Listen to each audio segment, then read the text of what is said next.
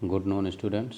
आज हम लोग क्लास 11th की हिंदी में भवानी प्रसाद मिश्र द्वारा रचित घर की याद नामक शीर्षक के पार्ट फर्स्ट का अध्ययन करेंगे।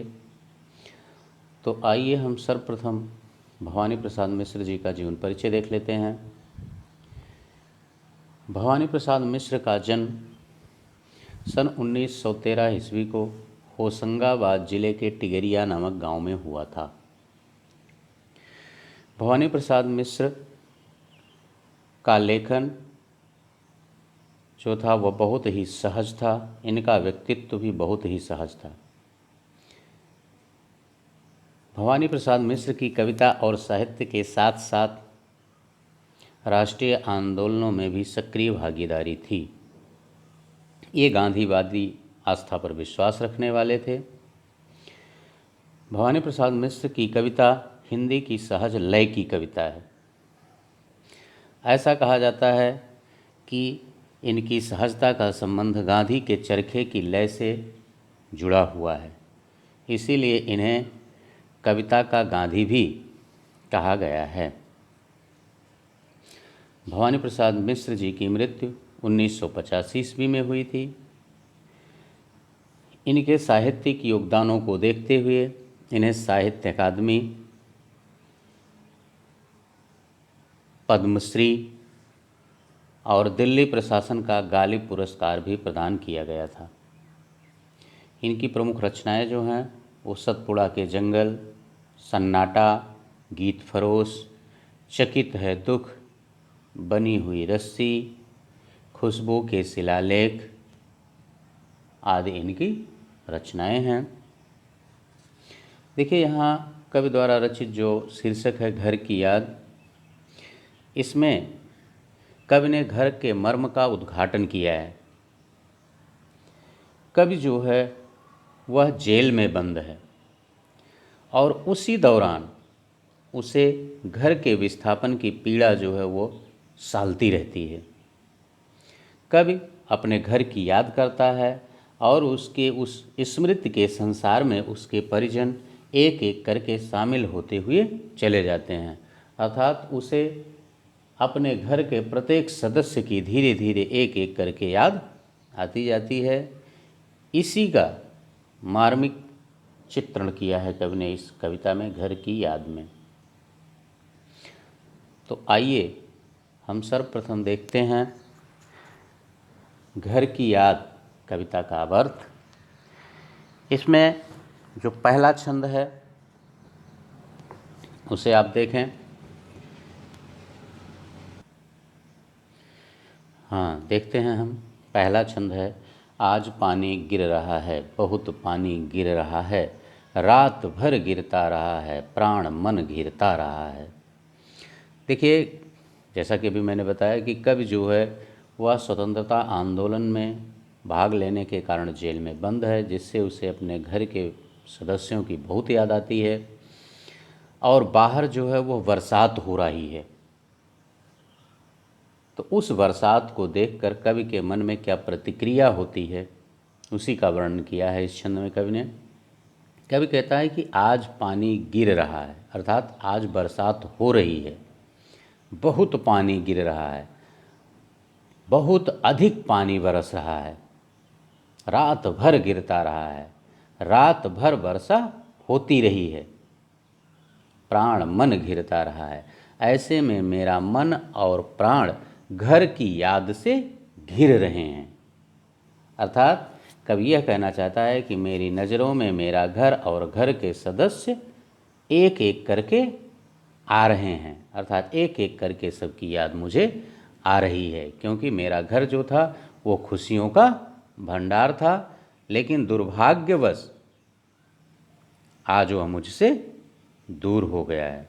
क्योंकि कह रहा है कि बहुत पानी गिर रहा है, घर नज़र में तिर रहा है, पानी बहुत गिर रहा है और मेरी नज़रों में मेरा घर तैर रहा है। तैरने का मतलब है कि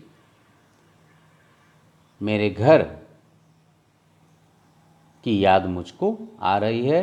घर के मुझसे दूर है जो वह घर, उस घर की याद मुझे आ रही जो कि मुझसे दूर है, अर्थात काफ़ी दूर है। घर खुशी का पूर है, अर्थात मेरा घर खुशियों का भंडार है, लेकिन दुर्भाग्य से वह आज मुझसे दूर हो गया है।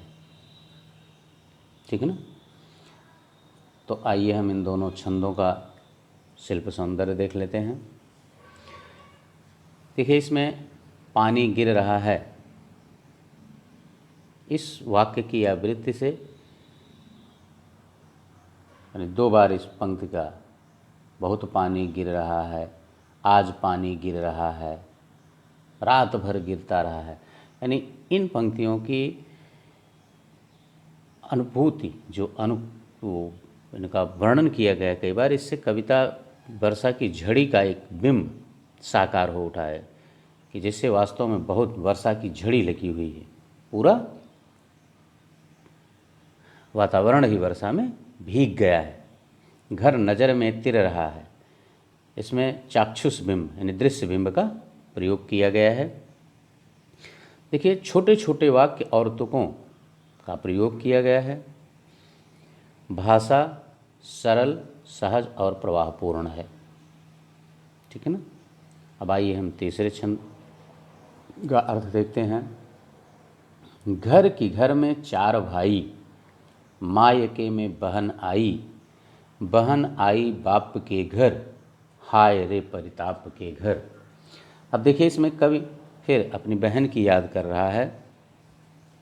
चूँकि अभी प्रसंग में आपने देखा ऊपर कि उसे अपने घर के प्रत्येक सदस्य की याद आ रही है, और उसी क्रम में उसे अपने बहन की भी याद आती है, उस बहन की याद जिसकी शादी हो गई है और वह अपनी ससुराल में है। लेकिन यहाँ कवि कह रहा है कि घर की घर में 4 भाई। कवि कहता है कि मेरे घर में हम 4 भाई हैं, मायके में बहन आई, और आज मेरी विवाहिता बहन भी घर पर आई होगी। बहन आई बाप के घर, वह मेरी बहन अपने पिता के घर आई होगी। तो जब वह आई होगी पिता के घर, तो उसने सोचा होगा कि हम अपने भाइयों से मिलेंगे, हाय रे परिताप के घर। लेकिन जब उसने मुझे नहीं देखा होगा, अर्थात वो अपने 3 भाइयों से तो मिली होगी, लेकिन उसे मुझे नहीं देखा होगा और मेरे बारे में जान करके उसे कष्ट हुआ होगा, जिससे वह दुखी हुई होगी, तब वह हाय रे परिताप के घर, तो उसे वह पिता का घर जो है कष्टकारी लगा होगा, और वह उसे पिता का घर नहीं बल्कि उसे कष्ट का घर लगा होगा, अर्थात परिताप का घर प्रतीत हुआ होगा। ठीक ना। अर्थात वह आई तो खुशी के लिए थी कि मैं चलूँगी और अपने 4 भाइयों से मैं मिलूँगी, मेरी मुलाकात होगी। लेकिन जब वह पिता के घर पहुँचती है तो अपने 3 भाइयों से तो मिलती है, लेकिन वहाँ मुझ चौथे भाई को ना पा करके निश्चित है वह दुखी होती होगी, और उस दुख के कारण उसे पिता का जो घर है, वो जो खुशी देता उसे, वह भी उसे कष्ट का घर प्रतीत हुआ होगा।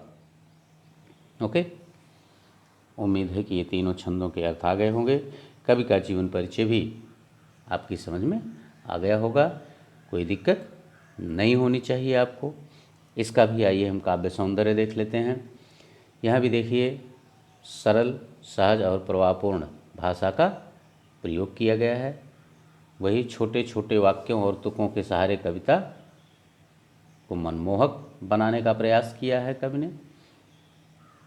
ठीक है। कवि का परिवार जो है वो एक संयुक्त परिवार का उदाहरण है। ये था इसका काव्य सौंदर्य या शिल्प सौंदर्य। अब आइए हम देखते हैं इन छंदों पर आधारित जो 4 प्रश्न हैं, उन चारों प्रश्नों का उत्तर देख लेते हैं। देखिए, पहला प्रश्न कह रहा है, बरसात का वर्णन अपने शब्दों में कीजिए। बरसात का वर्णन अपने शब्दों में कीजिए। अब देखिए, आपने यहाँ देखा है इन पंक्ति में, आज पानी गिर रहा है, बहुत पानी गिर रहा है, रात भर गिरता रहा है। इसी को आप अपने वाक्यों में लिख दीजिए। कवि कह रहा है कि लगातार वर्षा हो रही है, पूरी रात बरसात हो रही है, और निरंतर बरसात होने के कारण, चाहिए तो इसको भी लिख दीजिए, प्राण मन घिरता रहा है। ठीक है ना। मेरे मन और प्राण भीग गए हैं। ठीक, तो ये पहले छंद की चारों लाइनों का अर्थ लिख दीजिए, तो इस पहले प्रश्न का उत्तर हो जाएगा। ठीक है ना। आइए अब हम दूसरा प्रश्न देखते हैं। कवि के लिए घर का क्या स्थान है? कवि के लिए घर का क्या स्थान है? तो यहाँ आप देखिए दूसरे छंद की अंतिम पंक्ति में घर खुशी का पूर है जो, ठीक ना, यानी कवि के लिए उसका घर जो है वह खुशी का पूर है, अर्थात वह अपने घर परिवार से पूरी तरह जुड़ा हुआ है, उसे अपने घर के सदस्यों की याद सता रही है। ठीक है ना। तो ये था दूसरे प्रश्न का उत्तर। आइए हम तीसरा प्रश्न देखते हैं। बरसात का कवि के हृदय पे क्या प्रभाव पड़ा? बरसात का कवि के हृदय पर क्या प्रभाव पड़ा? देखिए यहाँ निरंतर वर्षा होने के कारण कवि का हृदय जो है वह पुरानी यादों में खो गया। उसे जेल में रहते हुए भी अपने घर की याद आ गई है। ठीक है ना, कोई दिक्कत तो नहीं? ठीक, उम्मीद करते हैं कि समझ में आ गया होगा। अब आइए हम चौथा प्रश्न देखते हैं। कवि की बहन को अपना मायका परिताप का घर क्यों लगा होगा? ये अंतिम पंक्ति आप रे, हाय रे परिताप के घर, और ऐसा उसे क्यों लगा होगा ये हमको बताना है कि कवि की बहन को अपना मायका परिताप का घर क्यों लगा। तो देखिए कवि की जो बहन है वो अपने मायके में भाई बहनों से मिलने आई होगी, परंतु उसे अपना भाई, चौथा भाई, 3 भाई तो उससे मिले लेकिन चौथा भाई उसे नहीं मिला होगा, और उसके जेल को याद करके अन्य परिवारजन भी दुखी हुए होंगे। इस कारण उसे अपने पिता का जो घर है वह परिताप का घर लगा होगा। ठीक है ना। तो इस तरह से अगर ये हम तीसरे छंद की चारों पंक्तियों को लिख देते हैं इसका भावार्थ, तो इस चौथे प्रश्न का उत्तर हो जाएगा, कोई प्रॉब्लम आपको नहीं होगी। देखिए पाठ को पूरी तरह से, प्रश्नों को पूरी तरह से समझने के लिए इस वीडियो को पूरा देखिए। यदि वीडियो को आपने अब तक लाइक और सब्सक्राइब न किया हो इस चैनल को, तो चैनल को सब्सक्राइब कर दें, वीडियो को अधिक से अधिक लाइक और शेयर करें, जिससे किसी प्रकार की कोई प्रॉब्लम किसी को ना हो, आपके मित्र भी इस वीडियो से लाभ उठा सकें। और कमेंट करके हमें यह ज़रूर बताएं कि यह वीडियो आपको कैसा लगा। बस इस पार्ट में इतना ही। इसके दूसरे पार्ट में हम इसके अगले भागों को लेकर के आपके समक्ष पुनः उपस्थित होंगे। Okay, thank you.